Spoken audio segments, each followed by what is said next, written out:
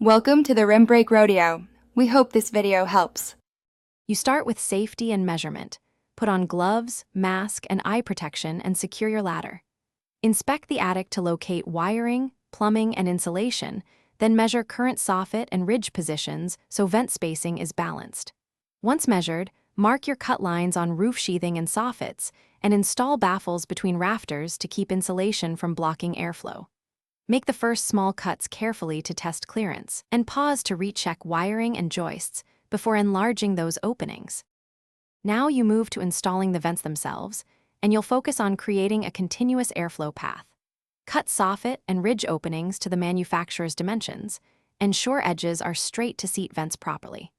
Fasten the ridge vent with corrosion-resistant screws and apply a bead of roofing sealant along edges to prevent leaks.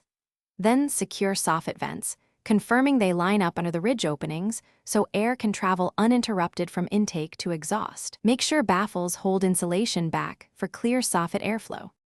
You finish by verifying performance and weatherproofing.